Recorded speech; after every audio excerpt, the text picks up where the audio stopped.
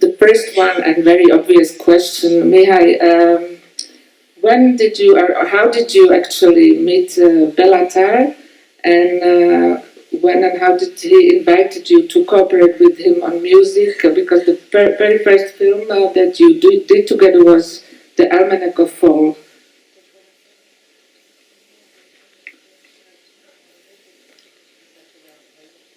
And then big films like Damnation, Satan Tango, Beckmeister Harmoniak, Touring Horse, and Men of London followed.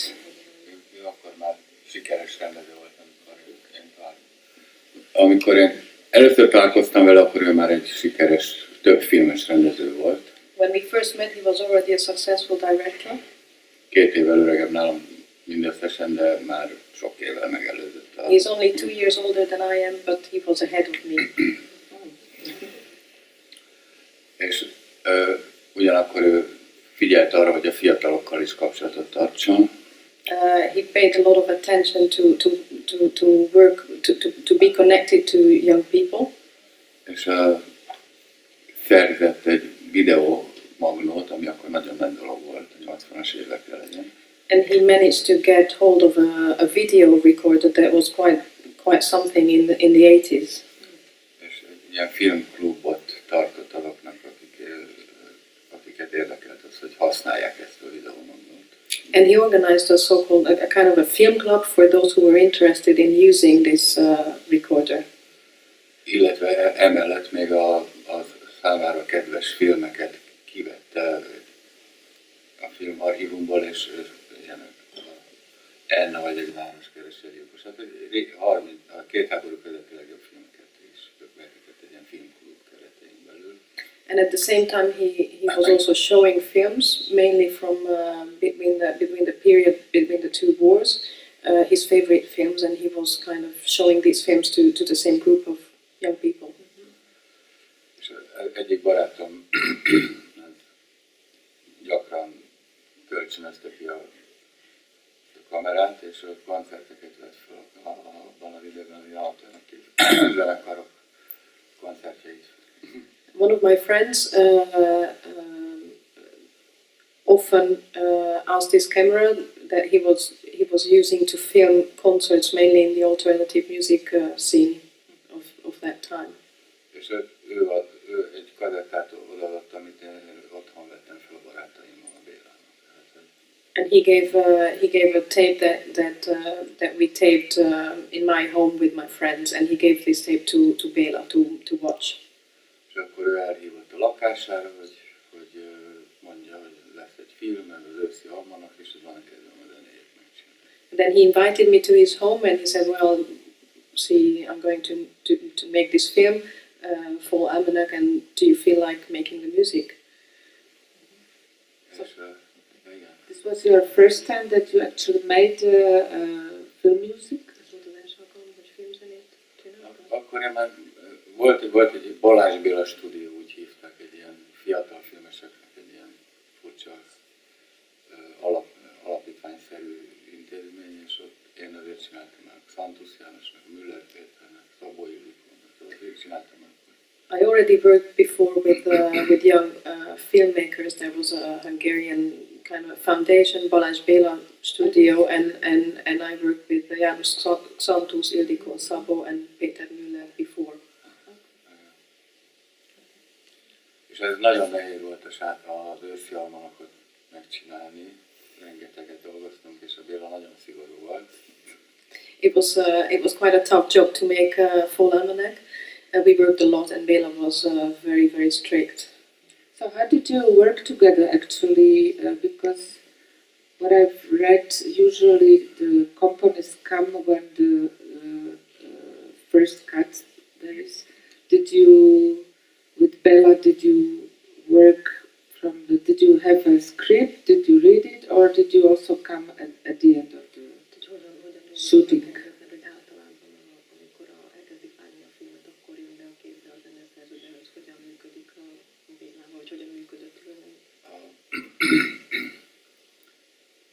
összehavanaknál olyan 10-szeres túltermelésben voltam, és ő válogatott a zenék közül. For Full Almanac, I made 10 times the necessary amount of music, and at the end he just picked what he liked. És akkor viszont kiderült, hogy a dolog viszonylag egyszerű, mert 10 perc fér a kamerába, tehát egy snit 10 perc hosszúságú lett. So it was quite easy. After that, I realized that there is he can film 10 minutes on camera, so all scenes all cuts will be 10 minutes long, and that's how long the music pieces need to be for him.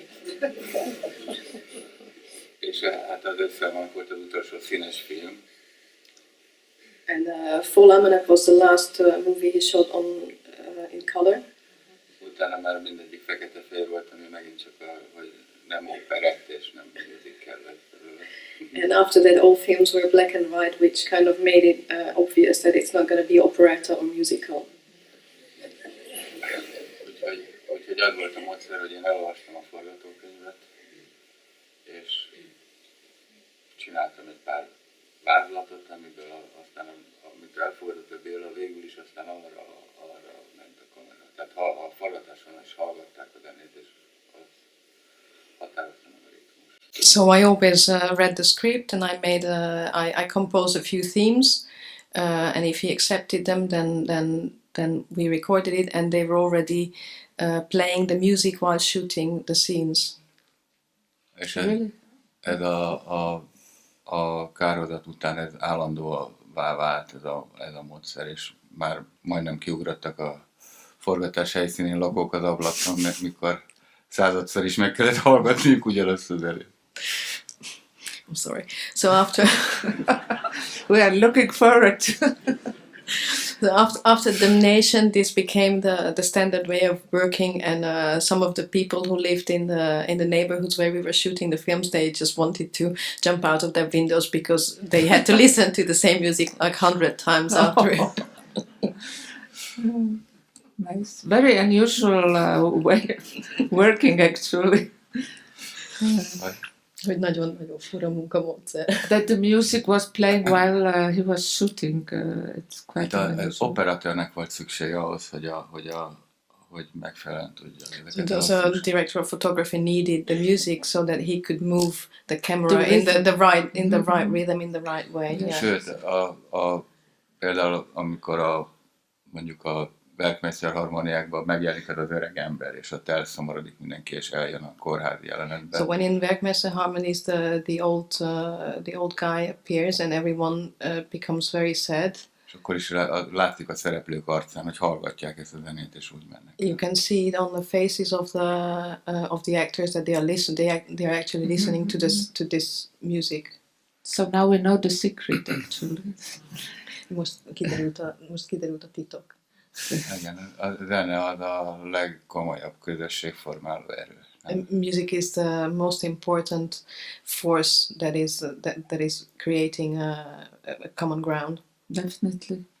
So, can you tell us something more about cooperation? Because Béla Tarr is known for his collaboration with same people, or a small club like Agnes Hranicki, Laszlo Krasnohorkai, you, Fred Kelemen, not always. But so what I want to hear more about how it worked on the set. Hogyha elmondaná egy kicsit, rátérve konkrétan az együttműködésre, hogy tudjuk, hogy Tarr Béla általában egy nagyon visszatérő kis csoporttal dolgozik együtt, és hogy ez hogyan működik a forgatás alatt. Ebbe a kis csoportban feltétlenül nagyon fontos megemlíteni Power Gyulát, aki a látványtervező. It's very important to mention the name of Gyula Power, who is responsible for the visuals. Általában a kocsmárosokat ő szokta alakítani. And most of the time he is the one who plays the barkeeper. A látványt azt főleg ő találta ki. Nagyon, hát azért, tehát együtt írták a könyveket a a Lacival, akkor szinte együtt laktak egy ideig. So the scripts he mainly wrote together with László Krasznahorkai. They almost lived together during those times. És amikor megvolt ez a könyv, akkor én velem tulajdonképpen 2-3 mondatnál többet nem nagyon beszélt egy filmről. And when the script was finished, he never really talked more than 2 or 3 sentences with me about the film. De azokról aztán később kiderült, hogy azok mind nagyon fontos dolgok, tehát akkor már elkezdtem nagyon odafigyelni arra a 2-3 mondatra, amit mondott. But later it turned out that those 2 or 3 sentences were really important. So after a while I started to pay a lot of attention to those 2 or 3 sentences. És akkor én elmentem egy stúdióba, felvettem a zenét, és odaadtam neki, és akkor a legegyszerűbb a Werkmeister harmóniák volt, mert ott odaadtam neki ezt így, ahogy van, és azt mondta, hogy jó. So after I always went to the studio to work and I recorded music, and then he listened to it, and the easiest was Werkmeister harmonies, because I just gave him what I made, and he accepted everything, and he said, this is it. So no more 10 times. És aztán például a londoni férfinál rettenetesen sokat szenvedtem, mire azt mondta, hogy ez jó lesz. So the Man from London was a lot of work, and I suffered a lot before he said, well, this is good. Még félelmetesebb, mindig ezt mondta. He wanted to have it even more frightening. Interesting. And the Turin horse? Ez a Turin horse? Azt elég könnyen megcsináltam.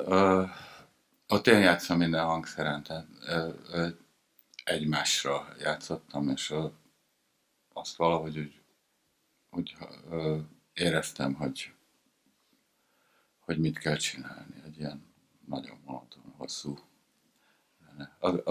Az egyszerű volt, mert ott nagyon világos volt számomra a könyv. A londoni férfinál nem annyira értettem. It was quite easy, actually. In the Turin horse, I play all the instruments, so I played it in the studio all after each other, and it was quite easy. It was not compared to the man from London. It was easy.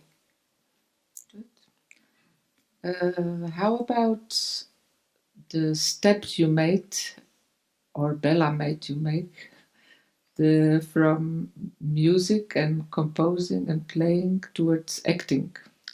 Hogy történt, hogy Béla rávett arra, hogy színész is legyél? Was it a natural step? Ez egy természetes lépés volt. Well, we know you mostly, all of us remember you from Satan Tango, where you played the big role of Irimias. Arra volt kíváncsi, hogy meg tudok-e tanulni 30 oldalt fejből. És addig fel se kértem, még ki nem derült, hogy erre képes vagyok. He was first interested if I was able to learn 30 pages of text by heart, and he didn't even ask me to play the role until he was sure that I could do it. Wow. És azért, mert ez egy ilyen áll Jézus Krisztus, akkor még nem tudom, van egy ilyen téves kép, hát nem tudja senki, hogy nézett ki a Jézus. Fekete volt, alacsony és mozgássérült, de viszont ezt rámasztatták, ezt a szerepet. So because this is a fake Jesus, and no one knows how Jesus looked, if he was black or short or physically handicapped, and so he gave this role to me.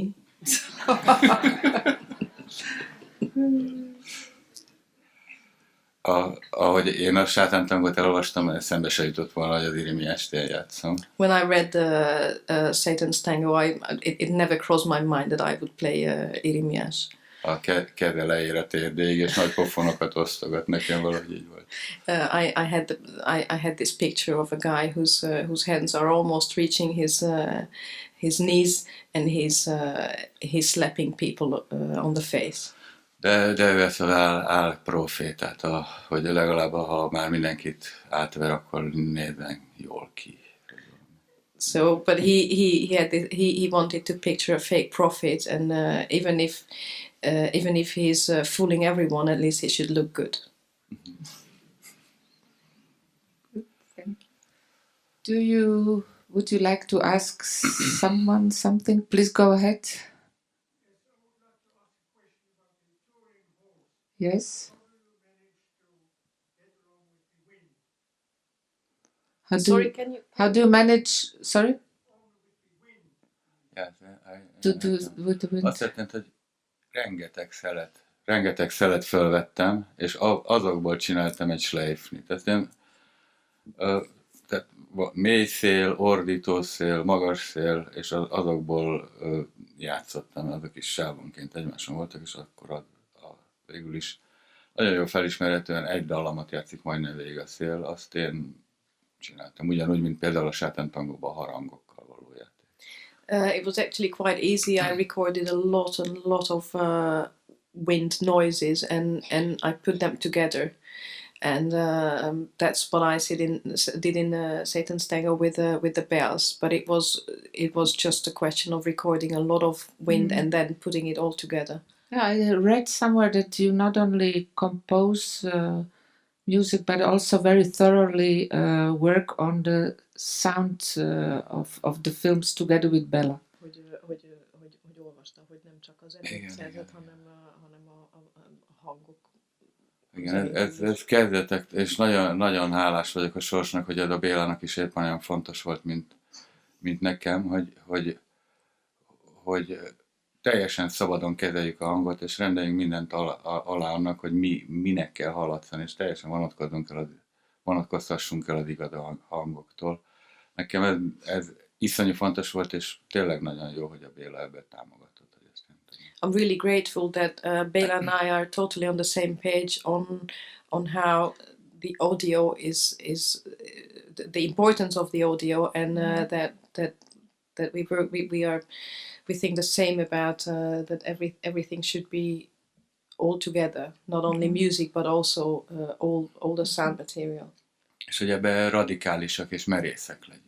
And we want to be radical and daring.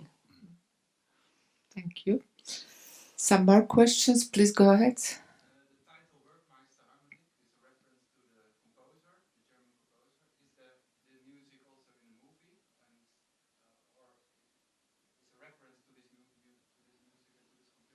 Hogy a zene is referál-e úgy, mint a film címe, a Werkmeister harmóniák címe referál a német zene? Annyiban próbál, hogy ugye a zongora az temperált, a vonosok meg nem temperáltak, és én legalábbis szerettem volna arra törekedni, hogy a zongora az hidegebben kopogjon, és igazán szívhez szóló akkor legyen, amikor a vonosok megjelennek.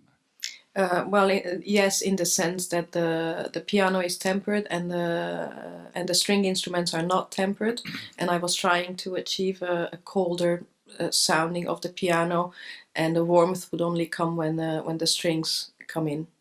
Mm-hmm. Thank you. More questions? We can't see. Yes, please.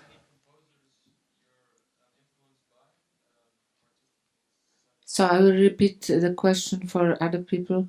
Are you influenced by any composers? And which ones? Milyen zeneszerzők hatottak rád? Brian Eno.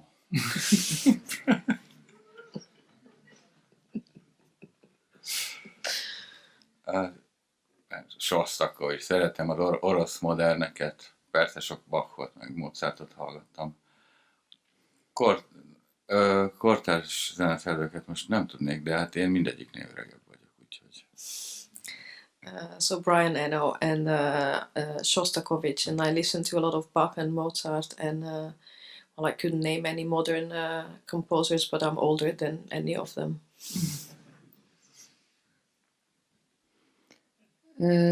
Maybe I would like to ask one more question. I was wondering, we know mostly music from the films of Béla Tarr, but you composed also other film music. Is there a huge difference, like in working for other directors, but also in the kind of music? Van, nagyon nagy különbség. There is a lot of difference. Mm-hmm. A Béla türelmes volt, és nagyon-nagyon bízott bennem, és nem tudom meghálálni ezt a sok kedvességet, ahogy velem bánt, de mégiscsak nagyon lehetett és kellett tudnom, hogy ezt most neki csinálom, és a filmzene az nem zene, az filmzene, és amennyire tudtam, annyira kellett alkalmazkodnom, erre szükség volt. I'm really, really grateful for Béla that he gave me this opportunity to work with him.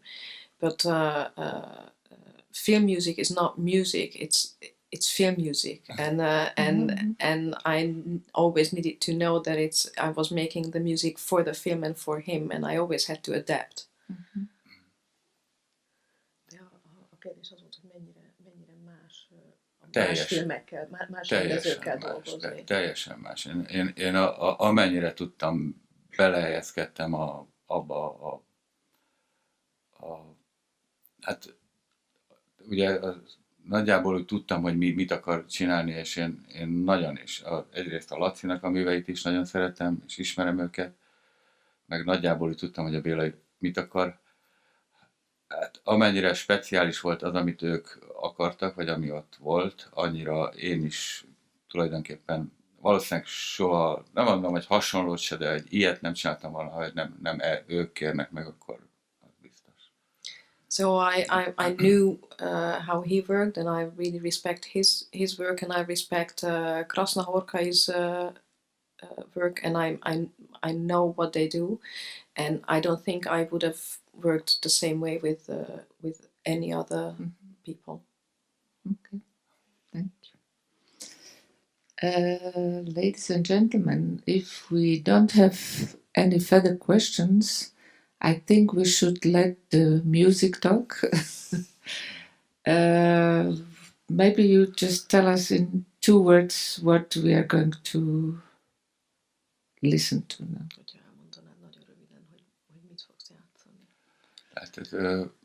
Azt nem mondom, hogy nem fog hasonlítani azokhoz a zenékhez, amik a filmben lesznek. I'm not saying that what I'm going to play will not be like what you will soon hear during the film. Azokat a dallamokat fogom játszani, és témákat fogom felvillantani, amik a filmben voltak. I will be playing the same harmonies, the same themes that were in the films. De hát én nagyon sokszor, vagyis hát szinte mindig másokkal zenéltem együtt, és én nagyon sok teret hagytam nekik arra, hogy ezt az anyagot szabadon kezeljék. But most of the time I played with others, and I always gave them the space and the opportunity to treat the music in their own way. Tehát tulajdonképpen most ezeknek a témáknak a csontvázát fogjuk hallani. So I will be playing kind of let's say a skeleton of the musical themes. Fogok játszani a Kárhozatból, a Sátántangóból és a Torinoiló. So I will be playing some themes from Damnation, from Satan's Tango, and from the Turin Horse. Azt se tudom megígérni, hogy a képpel teljesen szinkron leszek. I can't even promise that I will be in sync with the pictures you will be seeing. Tehát egy ilyen aláfestő zenének kérem tekintenie. So it will be kind of an elevator music. Ladies and gentlemen, Mihály Víg, please.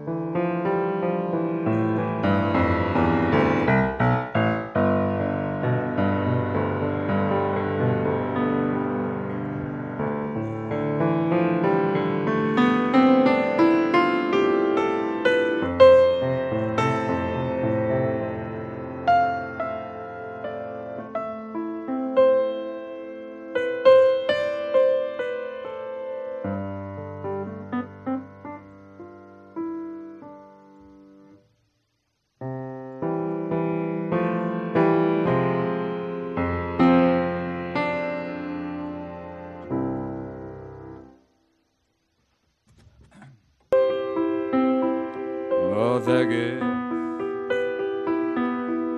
mindennek vége már. Nem lesz másik, nem lesz jó, soha már, soha talán. Rémkép az egész, talány, honnan lesz új,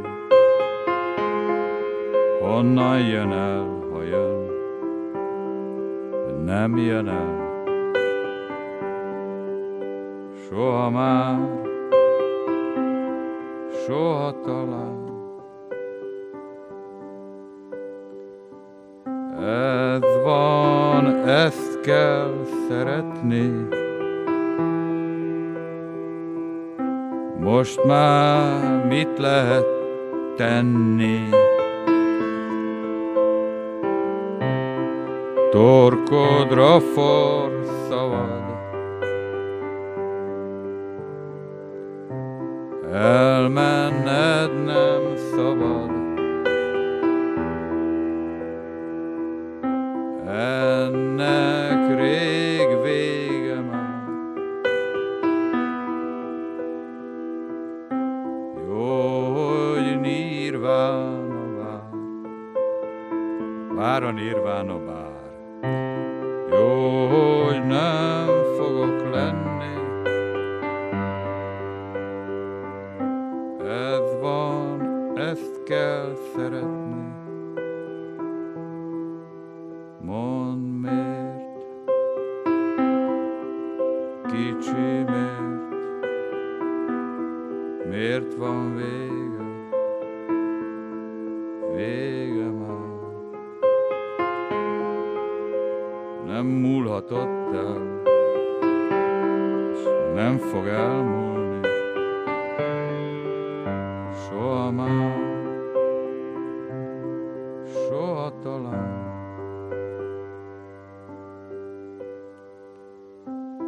Tőle és vele van a lélek, neki lelkesülnek a dolgok, nélküle minden kopár, vele meg teljes és boldog. Hogy lenne vége, szamár, soha már, soha talán.